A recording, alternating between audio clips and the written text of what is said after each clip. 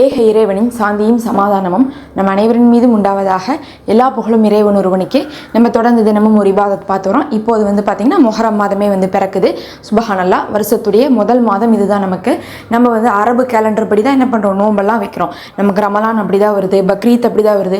எல்லா நோன்பு நாட்களையும் நம்ம அதன்படி தான் என்ன பண்ணுறோம், மேற்கொள்கிறோம். அதே மாதிரி மொஹரம் அப்படிங்கிறது ஒரு வருடத்துடைய ஆரம்பமாக இருக்குது.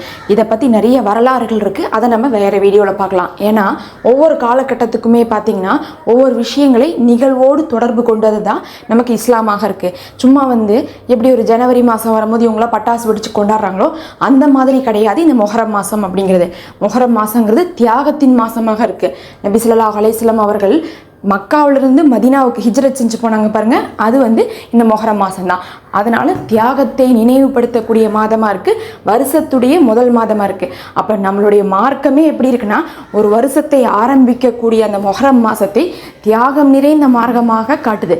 அப்படின்னா நம்ம மறுமைக்கான தியாகத்தோடு தான் நம்மளுடைய வாழ்க்கையை மேற்கொள்ளணும் அப்படிங்கக்கூடிய படிப்பினையோடு இந்த மாதத்தை இந்த வருஷத்தை நீங்கள் ஆரம்பிக்கிறது மட்டும் இல்லை, நம்ம கடந்த ஒரு வருஷத்தை கடந்து வந்திருக்கோம். இனி போகக்கூடிய வருஷம் எப்படி இருக்கணும், நமக்கு சிறப்பானதாக இருக்கணும். கடந்த வருஷத்தில் எத்தனையோ விஷயங்கள் நடந்திருக்கலாம், நடக்காமல் இருந்திருக்கலாம். ஆனால் இனி வரக்கூடிய வருஷம் எப்படி இருக்கணும், பரக்கத் நிறைந்ததாக நிம்மதியானதாக இருக்கணும். இல்லை, அதற்காக பார்த்தீங்கன்னா இந்த ஒரு வரியை ஓதிக்கொள்ளுங்க.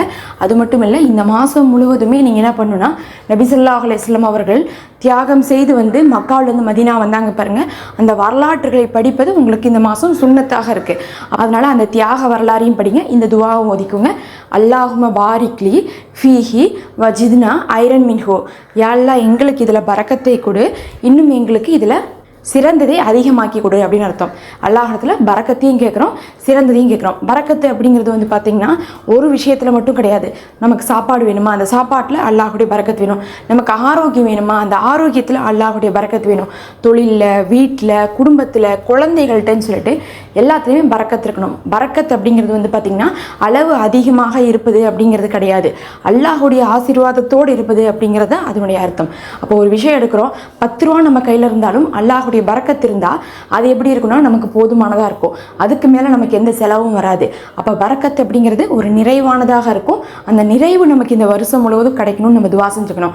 சில சமயம் உங்களுக்கே தோணுமில்ல, எங்கிட்ட 10,000 ரூபா அந்த மாதம் கையில் இருந்துச்சு, ஆனால் ஒரு நிமிஷத்தில் அல்லாஹ் பெரிய செலவு கொடுத்துட்டான், எப்படி போச்சுன்னே தெரியலன்னு நம்ம சொல்லுவோம். எவ்வளோ காசு இருந்தாலும் பார்த்திங்கன்னா பரக்கத்து இல்லாட்டினா அது போயிடும். அதே பரக்கத்து இருந்தால் எப்படி இருக்கும், அந்த 10,000 ரூபா நமக்கு எப்படி இருக்கும், ஒரு சேமிப்பாக மாறும்.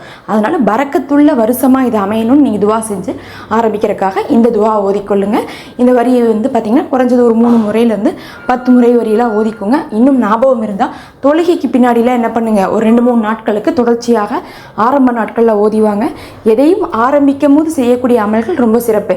இப்போ ஒரு ரமலான் வருது, நம்ம முதல் நாள்லேருந்தே நோன்பு வச்சு அதற்கான அமல்கள் செய்ய ஆரம்பிச்சிடோம்ல, அந்த மாதிரி மொஹரம் வருதுன்னா மொஹரம் என்ன பண்ணணும், ஆரம்பிக்கக்கூடிய நாட்கள்லேயே நீங்கள் அமல்கள் செய்ய ஆரம்பிச்சிருங்க. ஒரு 2-3 நாள் ரொம்ப ஸ்பெஷலான நாட்களாக இருக்கும். அதனால் அதிகமாக துவா செய்யுங்க. ஒரு வருஷத்துடைய கடைசி மாதம் பார்த்திங்கன்னா துல்ஹஜ். அந்த துல்ஹஜுடைய 10வது நாளும் நமக்கு சிறப்புக்குரிய ஒரு நோன்பை வைத்து அந்த முதல் 10 நாள் அமல் செய்தோம். அதே மாதிரி ஒரு வருஷத்துடைய ஆரம்பம் மொஹரமாக இருக்குது. அந்த மொஹரத்துடைய முதல் 10 நாளும் என்ன பண்ண போகிறோம், அந்த மொஹரத்துடைய முதல் 10 நாளும் அதிகமான அமல்களை செய்து 10வது நாள் ஆசுரா நோன்பை வைக்க போகிறோம். அதனால் இஸ்லாம் அப்படிங்கிறதே ஒரு வருஷம் இபாதத்துக்கானதாகத்தான் சிறப்பு கொடுத்துருக்கு. அதனால் இபாதத்தை ஓதி இபாதத் செய்து நீங்கள் ஆரம்பித்துக் கொள்ளுங்கள். இந்த ஒரு துவாவை நீங்கள் குறைந்தது 3 முறையாவது ஓதிக்கோங்க. நம்ம அதிகப்படியாக எவ்வளோ வேணால் ஓதலாம். இப்போவே கேட்ட கையோட ஒரு 3 முறை ஓதிட்டு இந்த வருஷம் பரக்கத்தாக இருக்கணும்னு துவா செஞ்சுட்டு போங்க. அல்லாஹும்ம பாரிக்லி ஃபீஹா வஸித்னா ஹைரன் மின்ஹு. அல்லாஹும்ம பாரிக்லி ஃபீஹா வஸித்னா ஹைரன் மின்ஹு. அல்லாஹும்ம பாரிக்லி ஃபீஹா வஸித்னா ஹைரன் மின்ஹு.